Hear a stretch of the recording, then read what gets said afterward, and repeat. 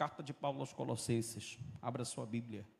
Vamos aproveitar esses minutos que nos restam aqui para trazer uma palavra aqui ao seu coração.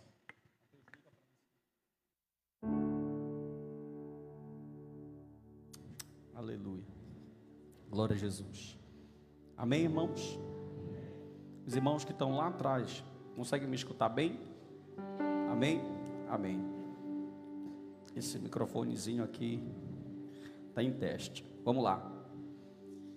Querido Deus, mais uma vez nós estamos aqui na Tua presença e queremos glorificar o Teu santo nome e Te apresentar, Senhor, a Tua palavra. Não que ela precise de oração, mas que o Senhor prepare o nosso coração para ouvir a Tua voz. Esse povo que está aqui, ele veio com esse cunho, com esse objetivo de ouvir a Tua voz. Nós queremos sair daqui edificados, nós queremos sair daqui exortados, consolados, pelo poder que há no Teu nome e pelo poder que há na Tua palavra. Fala conosco de uma maneira especial e que possamos sair daqui nessa noite dizendo que só o Senhor é Deus. Fala, Senhor, conosco. Assim nós Te pedimos, usa a minha vida, toca na minha mente, no meu coração, nas minhas cordas vocais e fala com a Tua igreja. Assim nós Te pedimos hoje e sempre e que todos digam amém. Queridos, dê um pouco da sua atenção aqui, com a sua Bíblia aberta. Você tem um telefone aí, por favor, coloque ele no silencioso. Não deixe ele tocar na hora da ministração. Se alguém está com uma criança aí, a criança começar a chorar, você já sabe qual é o protocolo da casa. Vá lá fora, pegue um ventinho com ela, depois você retorna. Essa carta aqui, ela é uma carta considerada a carta de prisão. Colossenses, Efésios e Filipenses são as três cartas da primeira prisão, a prisão domiciliar de Paulo. A segunda carta, Paulo escreveu primeira e segunda carta de Timóteo, Tito, talvez Filemão, que são as cartas pastorais. Esse título, Cartas Pastorais, é desde 1774 com São Tomás de Aquino. Ele deu esse título a essa carta.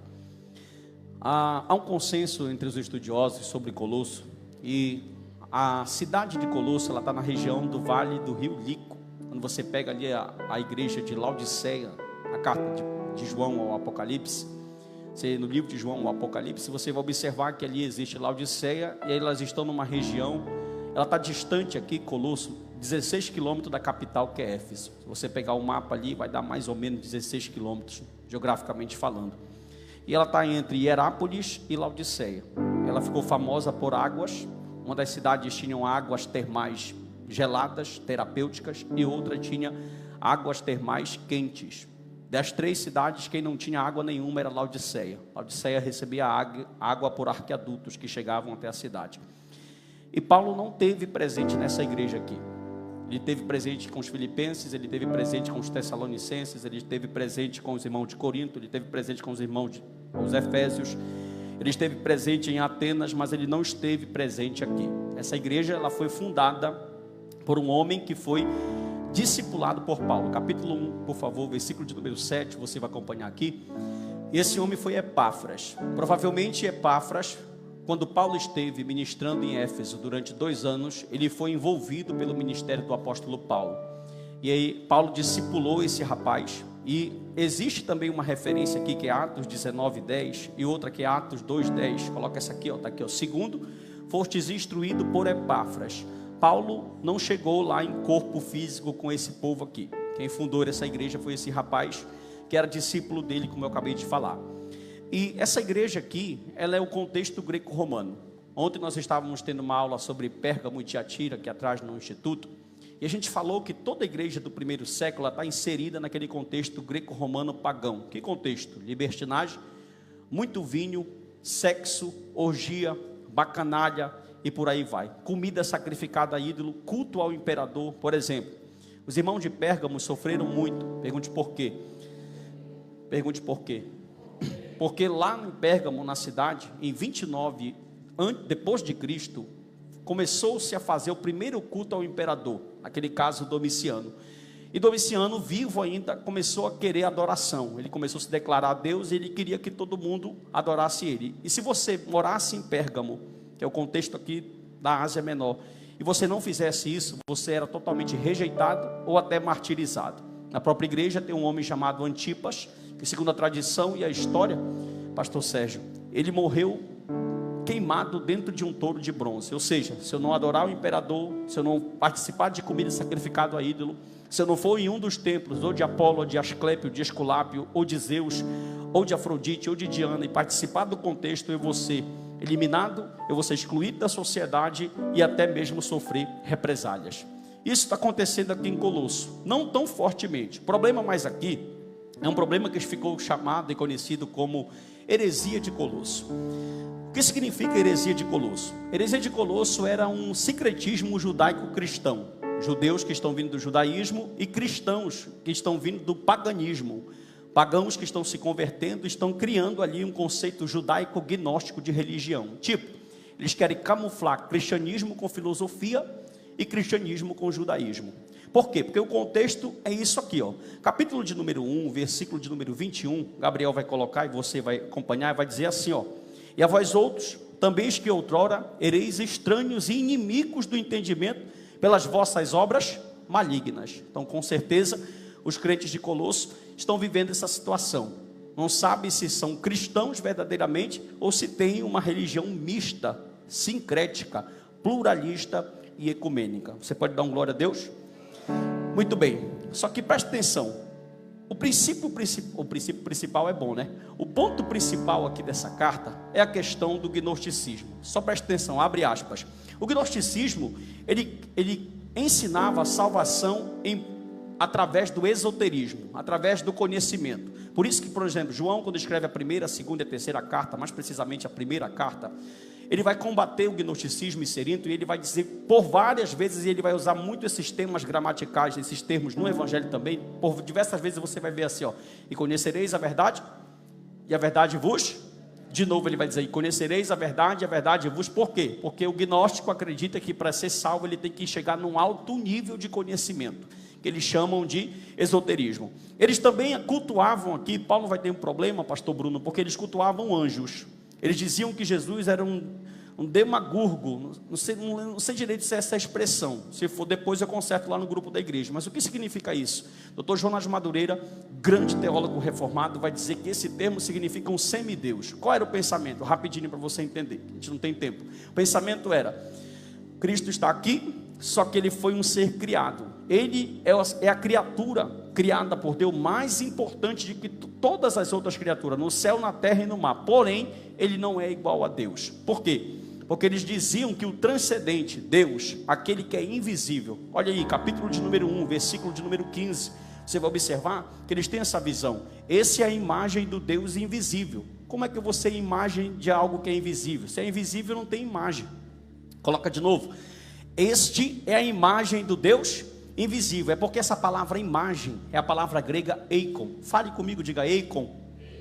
Sabe falar grego já, né? Meu Deus, está no outro nível. Eikon significa representante. Paulo está dizendo, esse é o representante do Deus invisível. E os gnósticos tinham um grande problema. Qual? Para eles a matéria é má. Se a matéria é má, eu estou negando duas principais doutrinas do cristianismo e do judaísmo, que é a criação e que é a encarnação do Senhor Jesus. Outro ponto para eles é que os anjos criaram a matéria. Por isso que Paulo vai falar aqui no capítulo de número 2, ou melhor, capítulo de número 1, foi o texto que eu li, acompanhe com a sua Bíblia aberta, versículo de número 13, ele vai dizer, ó: e ele nos libertou do império das trevas, e nos transportou para o reino do Filho do seu amor, no qual temos redenção, a remissão dos pecados. 16, pois nele foram criadas todas as coisas. E por gnóstico, quem cria todas as coisas é os anjos. É como se Paulo estivesse escrevendo aos irmãos, dizendo assim: olha, se vocês acreditam que anjo cria, eu tenho algo melhor. Meu Jesus amado, eu tenho algo melhor que os anjos. Se você continuar, que para os estudiosos isso aqui é um poema, ele vai dizer assim, ó, isso aqui é um poema, ele vai continuar a narrativa. Ele está acima de todo principado e potestade. Ou seja, ele está acima do gnosticismo, acima dos anjos, acima de Apolo, acima dos Zeus, acima de Asclépio. Dá glória, irmão. Vou falar o Deus que tu conhece, então. Está acima do chucaveiro, do preto rua, do tranca-rua, do mato velho. Dá glória, que ele é grande. Amém? Agora preste atenção numa coisa aqui. Um outro ponto muito fundamental é que existiam dois pontos. Um era o docetismo. Jesus tinha aparições, mas ele não tinha um corpo. Outro era a questão da libertinagem, que eles diziam assim, uns reprimiam tanto os ascetas, o ascetismo e o docetismo. Uma vez o evangelista Rafael deu uma palestra sobre isso aqui na escola bíblica, que foi um show. O docetismo dizia, aqui dentro de Colossos, Cristo não pode encarnar, ele tem aparições. Ele tem o quê? Aparições. Só que você sabe que ele encarnou e ainda comeu peixe às margens do rio da Galileia. Outro contexto que eles vão dizer são os ascetas. Os ascetas são aqueles que reprimiam o corpo, porque uns achavam que a matéria era má, então eles faziam de duas maneiras. Uma maneira era fazer tudo o que o corpo queria, libertinagem. Por isso que Paulo escreveu Efésios 5,18, não vos embriagueis com vinho em que a contenda, mas enchei-vos do Espírito, dentro de um festival, porque ali estava acontecendo libertinagem. Esses são quem? Esses são aqueles que deixam o corpo fazer tudo. Mas os ascetas não. Os ascetas, eles reprimiam o corpo, eles se autoflagelavam, eles entravam em jejuns prolongados, porque eles diziam que o corpo era mau, então eles tinham que reprimir. Ou seja, como Paulo não pode ir lá fisicamente, não pode chegar até esses irmãos fisicamente, ele tem outra coisa, irmão. Você livre já não quer se preocupar com o próximo. Imagine um homem que está preso. Diga, olhe para o seu irmão aí rapidinho, por favor. Pode olhar, estou esperando. Diga assim, só o Espírito Santo é capaz de fazer isso. Ninguém mais. A gente livre, com condições de ir, não quer ir, imagine a gente preso. E ele podendo orar por ele. Só que escute, o evangelho ele é poder. Não diferente dos outros lugares, igrejas, esse evangelho aqui, ele vem com uma proposta inovadora. Com uma proposta o quê? E o evangelho ele tem poder para transformar a vida. E lá dentro de Colossos, apesar de ter tudo isso que eu acabei de te explicar aqui, muito mais coisas, depois você pesquisa e lê algum comentário, o capítulo 1, o versículo 2 diz que lá tem crentes fiéis. Olha o que o texto bíblico diz, capítulo 1, versículo 2. Paulo escrevendo aos santos e fiéis irmãos em Cristo que se encontram em Colosso. Tem crente que vai para o templo de Zeus, mas tem crente que permaneceu fiel à sã doutrina. Doutor Hernandes Dias Lopes, eu corroborei com os alunos ontem, compartilhei com eles e vou dizer de novo. Alguém chegou para ele estava numa grande conferência nacional e perguntaram para ele, Rafael, doutor Hernandes, o que é que o senhor acha do momento que a igreja brasileira está passando? A resposta dele foi fantástica e eu só falo se você dá glória a essa. Isso, agora eu falo. Ele disse assim, olha, a igreja tem 3 momentos. Ele perguntou, como é que está a igreja? Ele falou, a igreja está boa, a igreja está mais ou menos e a igreja está ruim. E o pessoal que ouviu isso se espantou e perguntou, por que sua resposta foi essa? Ele falou, porque dentro da mesma igreja tem gente que está bem com Deus. Oh glória, dá uma olhada para o teu irmão, pergunta se ele está bem. Se ele está, ele vai dar glória, olha. Se não deu, irmão, ó, mete a mão na cabeça dele aí que está pegando. Ele falou, tem dentro da mesma igreja, tem gente que está bem, tem gente que está mais ou menos, tem gente que está capengando e tem gente que já está morto. Qual você é? Louvado seja o nome do Senhor. Amém? Acredito que ainda tem um pouquinho de azeite na botija. Então Deus tem sempre os seus remanescentes em todos os lugares. E Paulo tinha os seus colaboradores. Paulo tem aqui Onésimo, Paulo tem aqui Epáfras, Paulo tem Tíquico, Paulo tem Timóteo, Paulo tem pessoas que Deus tocou, porque a obra não é de Paulo, a obra é do Senhor. No versículo de número 4, tem um princípio muito importante, capítulo 1, versículo 4, olha o que ele vai dizer. Desde que ouvimos da vossa fé em Cristo Jesus, e do amor que tendes para com todos os santos. Como assim? O homem está preso, só que o amor de Cristo, o amor de quem? O amor não é de Paulo. O amor de Cristo gera em nós amor pelo próximo, vai gerar uma preocupação pelo próximo. E Epáfras, o que aconteceu? Presta atenção, quem fundou a igreja, diga Epáfras. Olha como aconteceu, pastor Sérgio.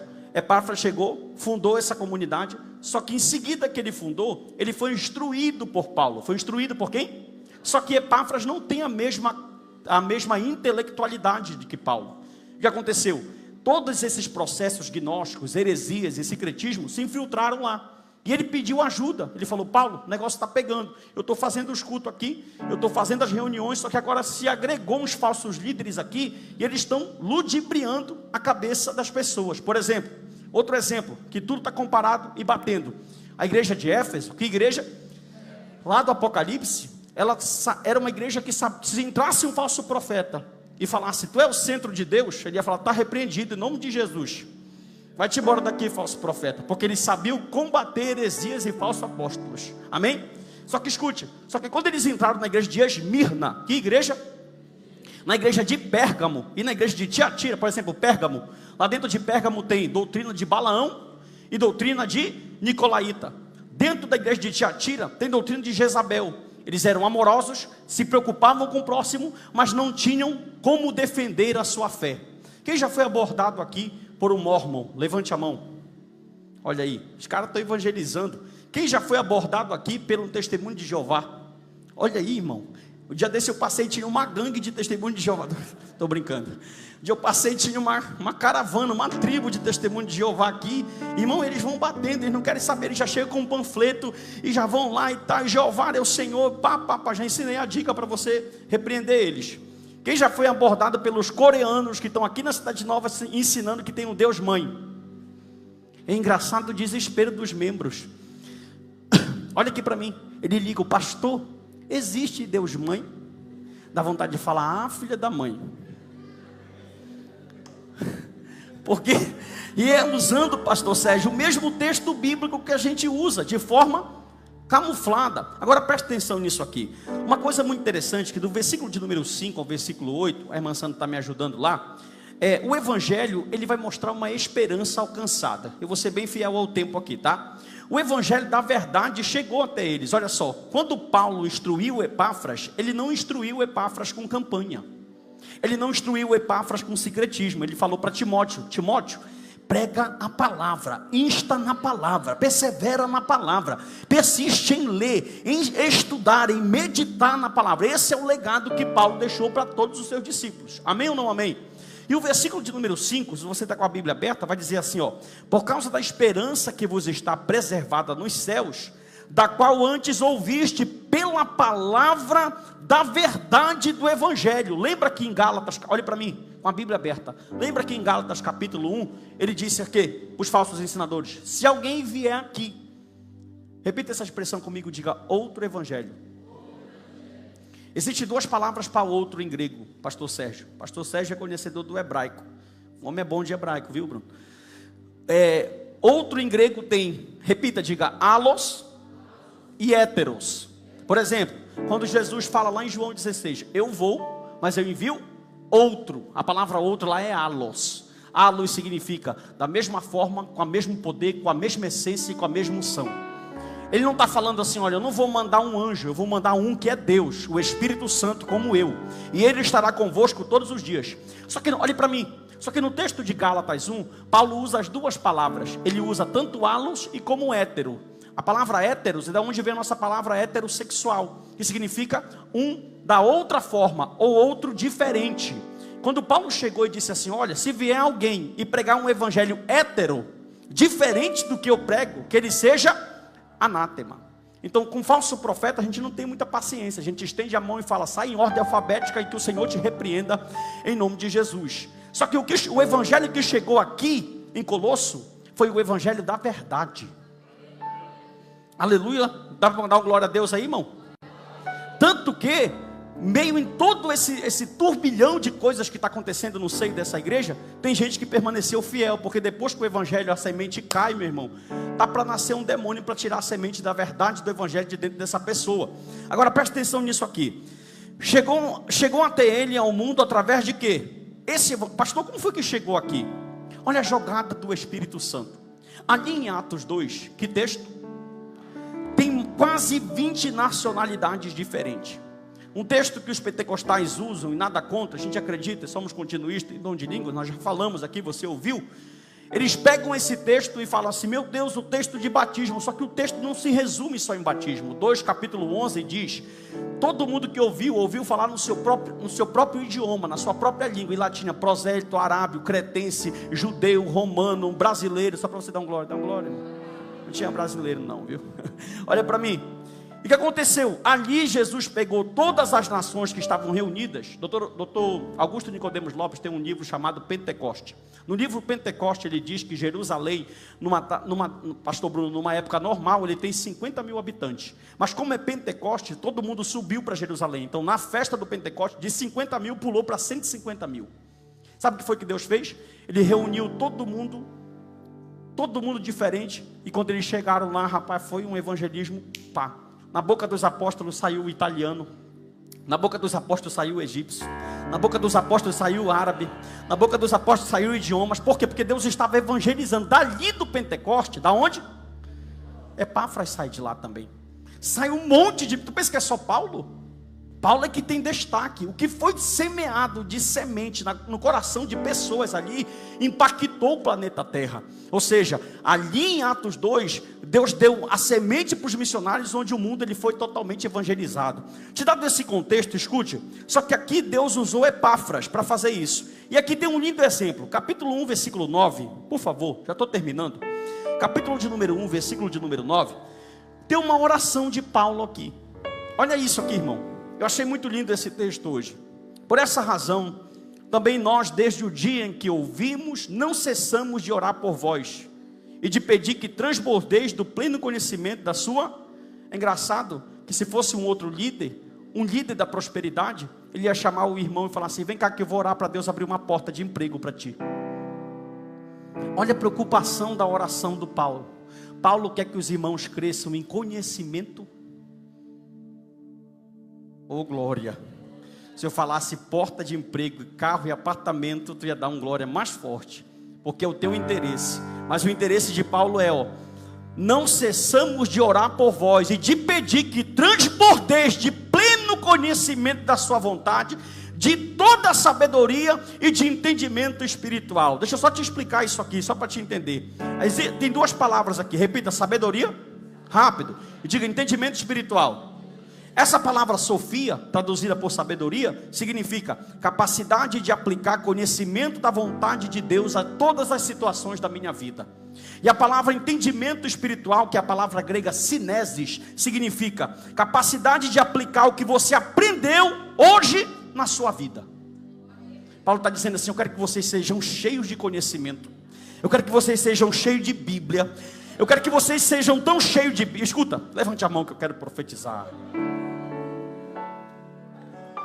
Deus vai te encher tanto de conhecimento. Meu Deus, levante a sua mão. Não é um meme, receba conhecimento. Não é aquele meme não. Levante a sua mão. Deus vai te encher tanto de conhecimento do alto, viu? Quem quer peça que Ele dá com a mão levantada, que você vai ter entendimento para lidar com situações dentro da tua casa, na tua empresa, na tua faculdade, com os teus filhos, com as tuas finanças. Por quê? Porque nós precisamos de conhecimento do alto. Paulo está dizendo: olha, eu quero, a minha oração é que vocês saibam lidar, aleluia, com todas as situações da vida de vocês. A minha oração é que vocês tenham capacidade de aplicar tudo que vocês leem, tudo que vocês estão lendo, que eu estou escrevendo. Você pode dar um glória a Deus aí, irmão? Agora escute isso aqui, uma outra coisa bonita. Se o versículo 9 ele ora para transbordar, olha o final: transbordar do pleno conhecimento. Diga pleno conhecimento. Olha como a Bíblia é perfeita. Se eu tenho sabedoria, se eu tenho o quê?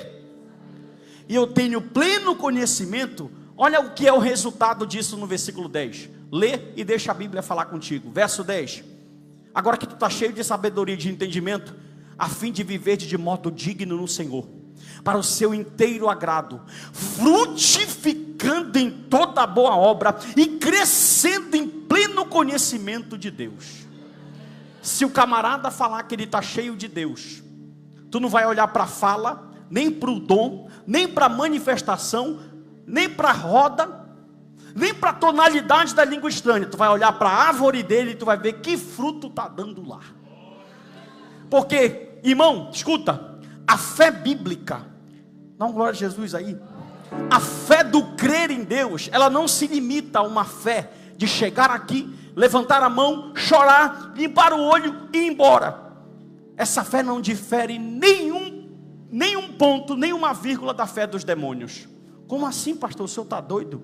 É só você ler Tiago, capítulo 5. Ele diz que os demônios, repita, diga, creem, fale, creem e estremece. Então, se eu só creio e não trabalho, é fé de demônio. Acabou, glória? Acabou, glória, irmão? Acabou, glória? Então tem que crer. Escuta, Paulo está onde? Diga, preso. O cara podia estar orando por ele: pastor, Deus me tira daqui. Senhor, eu quero fundar a igreja. Senhor, eu quero pregar, sou teu servo, sou missionário. Podia estar barganhando com Deus: Senhor, me tira daqui. Mas ele está preocupado com os irmãos que estão livres. Sabe por quê? Porque o preso está livre. E os livres estão presos. Tem gente que tem uma corrente no pé e uma corrente na mão, e ele não consegue ver porque ela é invisível, ela é espiritual. Tem gente que tem uma venda nos olhos e ele não consegue discernir. É como o povo de Nínive, que não discerne entre a mão direita e a mão esquerda. Só que as escamas dos olhos de Paulo caíram lá na conversão, em Atos capítulo de número 7 até o 9. E nessa noite Deus te trouxe aqui para tirar a escama dos teus olhos também. Oh glória, exaltado é o nome do Senhor Jesus. Escute isso aqui. Oração para eles conhecerem quem é Deus através das Escrituras. Estou terminando, de verdade. Então o propósito cumpre. Olha aqui para mim. Vai dar certinho o tempo. Diga assim: o propósito então cumpre. Versículo de número 10. Se eu tenho a Sofia, você já entendeu, e a Cineses, aí eu consigo viver de modo digno. Por que tu não consegue viver de modo digno e nem dar fruto? Pergunte por quê? Porque a sabedoria que tu está aplicando na tua vida é a tua. Querido, a sabedoria da faculdade, a sabedoria da academia, ela serve para coisas seculares, mas ela não transforma o que tem aqui dentro. Quer ver uma coisa? Romanos, capítulo de número 1, versículo de número 28. Pode colocar. Depois dele dar um show, vocês homens foram criados em imagem e semelhança, e Deus falou tal sobre tal coisa, e colocou tudo certinho, e vocês pegaram as coisas naturais e mudaram, mulher com mulher, homem com homem, homossexualismo, pá. Por isso Deus os reprovou, deixando no juízo. Escute uma coisa, olha que maravilha. Você já pensou você ser uma pessoa que você procura Deus e você não acha? Tem muita gente que procura Deus em todo canto e não acha, porque não é uma descoberta da pessoa, é Deus que quer se revelar. Meu Jesus amado, é como se ele estivesse falando assim, ó: hoje vocês abrem e entendem. Tem gente que escuta toda semana, mas não consegue encontrar, porque o céu ainda não quis revelar de forma nenhuma. Aí Paulo coloca aqui, ó. Aí a gente pensa, irmão, que porque a gente, escuta, porque a gente coloca a comida do filho na mesa, porque a gente leva a mulher uma semana para passear, a gente já está. E é engraçado que já chega alguns e falam assim: pastor, só fala se você dá glória a essa. Vocês são curiosos. Pastor, eu não fumo, eu não bebo, eu nem vou no repá. E está achando que isso, oh meu Deus, que Deus é obrigado a abençoar ele porque ele não fuma. Meu irmão, é teu pulmão que agradece. São os teus órgãos que agradecem. Tu não está fazendo nada mais que a coisa certa de viver bem nessa terra ruim. Sim ou não? Olha, já pensou? Adão ia lá e acordava. Eu estou falando de maçã porque é uma fruta que a gente conhece. Ele ia lá no Éden, escolhia a maçã mais bonita, puxava e comia. Aqui do lado tinha uma pera, puxava e comia. Para te comer uma pera tu paga R$2,50 hoje. Preço do pecado. O que era de graça, meu irmão, mexeu em todo o cosmo. Quem compra fruta sofre. Uma ida na fruteira é 120 conto. Sim ou não? Só que a carta aos Efésios falou assim: ele vos dará o fruto. Levante a mão. Da árvore da vida, oh glória. Esse tu não encontra no líder, na fruteira e na seção de fruta nenhuma não, viu? Agora escuta, pastor, o que é isso aqui? Deixa eu te falar uma coisa aqui, tá? Aí eu consigo viver de modo digno. Então, está aqui o texto. Aí ele fala assim, ó: por haver desprezado o conhecimento de Deus. Tu não precisa de porta aberta. Porta aberta sem juízo vira maldição. Eu vou para cima. Tu precisa ser cheio de conhecimento. Oh glória. Levante a mão, meu irmão. Se eles, oh Jesus, obrigado Espírito Santo.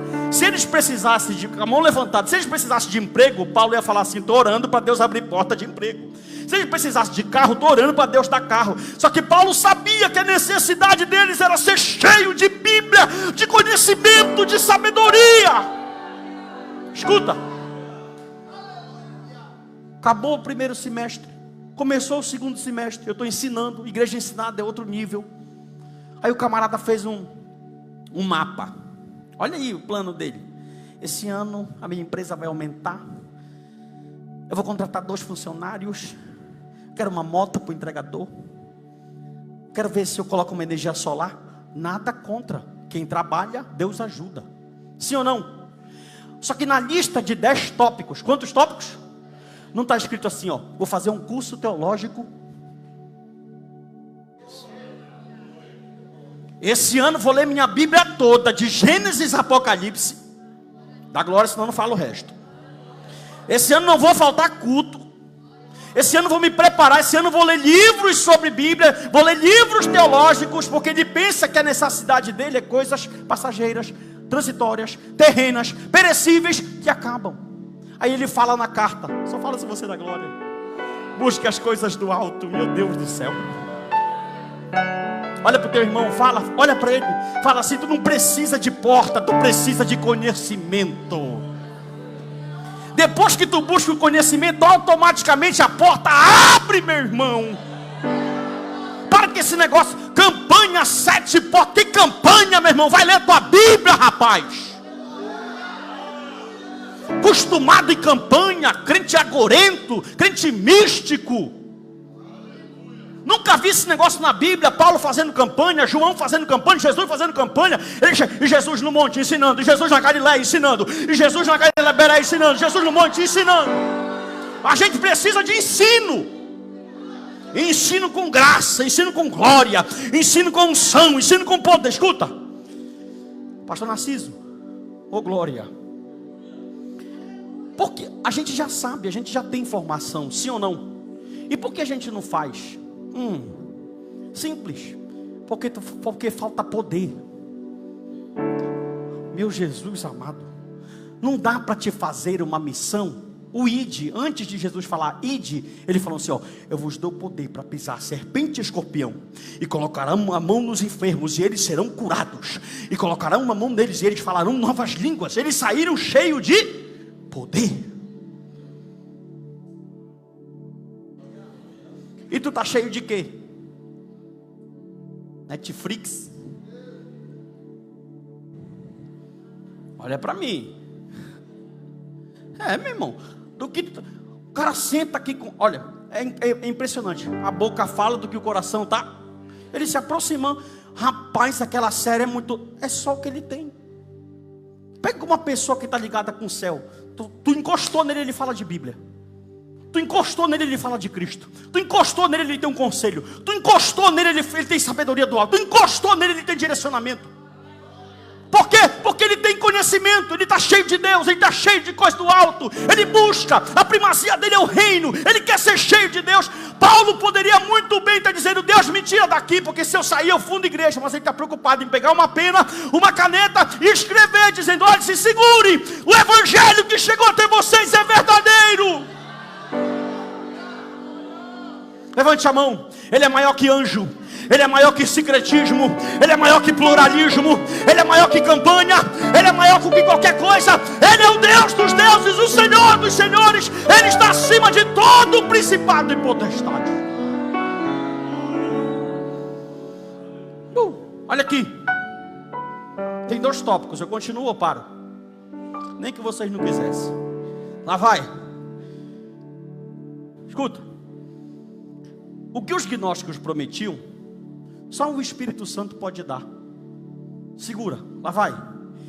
Eles prometiam, eles diziam assim, ó, venham, a gente tem um sexo, a gente tem as orgias. Paulo falava, a gente tem a santidade.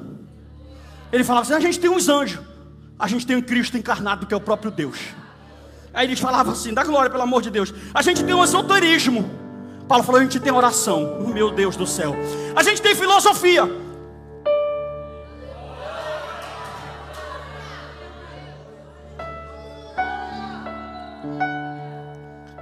Só fala se tu dá glória a essa. Olha para mim. 6.000 pessoas agoniadas, Jesus pregando. O discípulo aqui, Jesus arrochou o cajado neles, pastor Sérgio, nesse dia, João 6. De 7.000 ficou só 12. Aí ele olhou para os 12 e falou assim, olha, estou treinando vocês. Coloca 6,68, irmã Sandra, de João. Aí Jesus falou assim: vocês vão querer ir com eles, que só estavam aqui por causa de comida? Quando Jesus multiplicou os pães, quando Jesus multiplicou os peixes, no texto está escrito: achamos o nosso rei. Porque eles queriam alguém para resolver o problema da barriga. Só que Cristo veio resolver o problema da alma. Aí ele falou: vocês vão ir com eles? Aí Pedro falou assim: Senhor,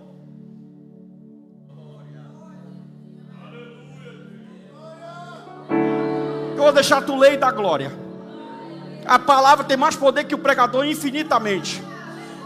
Era como se Pedro estivesse falando assim: Senhor, se a gente for para a macumba, tu é maior. Se a gente for para o catolicismo, tu é maior. Se a gente for para o budismo, tu é maior. Se a gente virar muçulmano, é maior. Se a gente jogar no horóscopo, tu é maior. Se a gente for para o signo, tu é maior. Aleluia! Para onde iremos nós? Olha para o teu irmão, quem está me olhando feio, já olha para ele. Diga assim: você está no caminho certo. Diga: você está no lugar certo. Diga: aqui é difícil, mas nós estamos seguros. Hoje um rapaz mandou uma mensagem. Escura. Hoje um rapaz mandou uma mensagem para mim. Disse: pastor, como é que tá? Falei: uma vitória e uma luta. Eu vou romantizar? Eu podia falar para ele: meu filho, tá uma bênção, meu filho. Poder de Deus, a igreja, glória. Uma vitória e uma luta. Uma vitória e uma... E está na Bíblia. Eclesiastes 3:4. Está aqui, ó. Eu gosto de Bíblia, irmão. Eclesiastes 3:4. Olha aí como está na Bíblia. Pode colocar, irmã Sandra. Travou. Está dizendo assim, ó: há tempo de chorar, há tempo de rir. Segura. Aí em seguida, no mesmo versículo: há tempo de prantear. O que é prantear? Chorar muito. Está aqui. Há tempo de chorar, há tempo de rir. Há tempo de prantear, chorar muito. E depois há tempo de... Ele está falando assim, ó: tem dia que tu vai estar triste, no outro dia tu vai estar dando glória. No outro dia tu vai estar dando glória. No outro dia tu vai estar triste. No outro dia tu vai estar triste. No outro dia tu vai estar dando glória. No mundo teredes, levante a sua mão, assim diz o Senhor Jesus. Sai daqui nessa noite segurando nessa palavra. Pode vir o que vier, pode se levantar o que se levantar. Se você tem algo selado com o Espírito de Deus, assim diz o Senhor: no mundo terei de aflições, mas tem de bom ânimo. Eu venci o mundo. Eu concluo dizendo o seguinte, no versículo 11. Game over. Sendo fortalecidos, Colossenses 1:11. Sendo fortalecidos com todo poder, ou glória, segundo a força da sua glória, em toda perseverança e longanimidade com... Deus quer que você passe o deserto alegre. Tem crente que tu chega perto dele que tu quer sair. Irmão, ai pastor, da luta, pastor.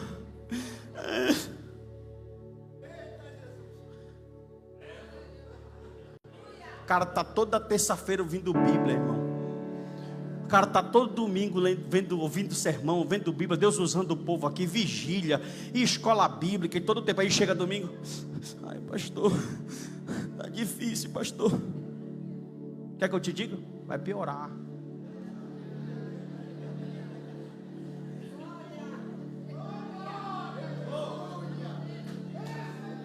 Não romantiza não com agora é só vitória, agora é só mentira. Isso é antibíblico. Senhor, tira de mim o espinho. Paulo, não vou tirar. Tá bom, Senhor, então a partir de agora eu vou sentir alegria nas minhas fraquezas, porque o teu poder se aperfeiçoa nas minhas. Enquanto tu ficar questionando, por quê? Está perdendo tempo. Podia estar fazendo alguma coisa por reino. Ah, porque eu estou esperando Deus me curar. Então cuida do teu corpo. Cuida do teu templo. Ah, eu quero que Deus me cure. Aí já está programando uma pizza domingo com Coca-Cola. E o Espírito querendo trabalhar daqui, e a carne dele querendo destruir daqui. Aí quando chegar está todo, aí chegar, vai na frente do médico, pega o exame, o médico lê o exame, vai dar todo tipo de coisa alterado, colesterol, tudo, triglicerídeo, tudo. Aí ele vai chegar com o pastor: olha pastor, o diabo está furioso, foi ele que comeu?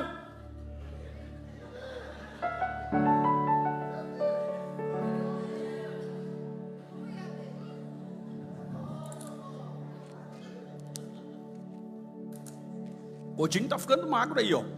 Tá ficando no nível ele.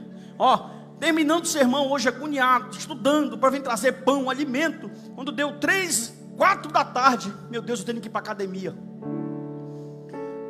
Em nome de Jesus, o meu corpo físico não tem vontade nenhuma de ir.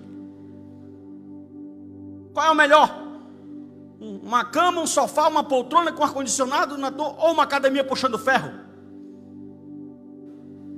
Só que o corpo tem necessidade. E a mesma coisa aqui. Escute o versículo de número 11 para a gente ir embora. Por isso passamos com alegria, diferente do estoicismo. Nós sabemos que a força não é nossa. Ele usa 2 palavras, diga perseverança e longanimidade. A palavra perseverança aqui é a última, upomone. E a palavra longanimidade é a palavra macrotímia. O que significa upomone? Lá vai. Paciência que não pode ser vencida por nenhuma circunstância. Meu Jesus amado. No final do verso 11 ele diz, ó, eu vou dar para vocês uma perseverança. Ele vai dizer assim, ó, vocês estão cheios de sabedoria, então nada, nenhuma circunstância vai poder vencer vocês. Aí no final ele usa a palavra longanimidade, que significa paciência com as pessoas, paciência que não pode ser vencida por nenhuma pessoa. Não adianta se levantarem,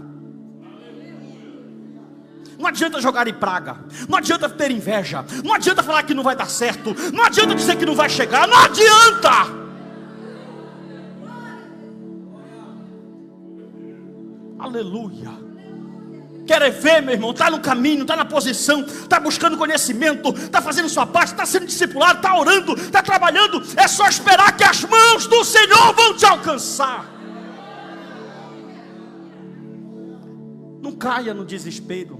Vai tocar o teu telefone. Hoje a gente, olha aí, pastor Bruno, não tem estoico hoje, nem gnóstico, pelo menos assim. Mas tem aquela irmã que fala assim, ei, bora ali na campanha de Naamã.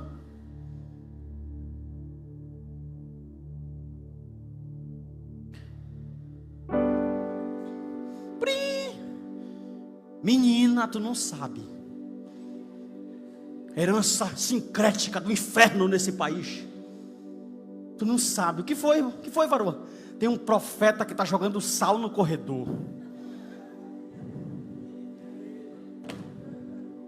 Aí ela não quer orar. Ela não gosta de Bíblia. Escola bíblica ela só vem uma vez por mês. Fala, Jeová. Olha para mim. O que é que ela quer? Facilidade. Qual é mais fácil? Passar a semana toda buscando sabedoria do alto? Ou pular nas ondas de Naamã? Plim, plim. Amadurece, meu irmão. O evangelho não é fábula. O evangelho não é brincadeira. O evangelho é coisa séria. Sal é nós somos sal da terra. Nós somos luz do mundo. Outra coisa, uma palhaçada que é uma luta com o diabo que não acaba. Ah, porque o diabo está furioso. Olha, pastor, porque o diabo está furioso. Olha, pastor, porque o diabo bateu no meu gato. Olha, pastor, porque o diabo usou. O diabo foi vencido na cruz do Calvário.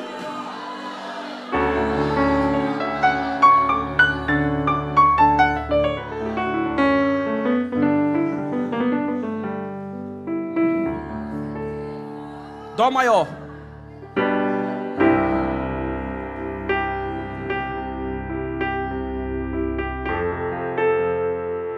Aleluia.